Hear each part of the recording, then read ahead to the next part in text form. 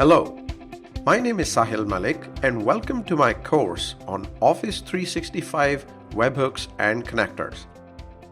Office 365 is certainly very useful, but it is not the only application users use.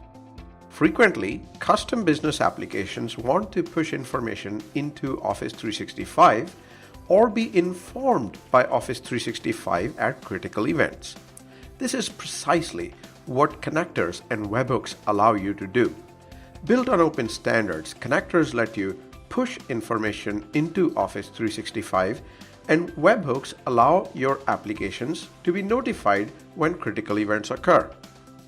In this course, I start by introducing the basics of connectors and webhooks. I then discuss the dev story for connectors and webhooks.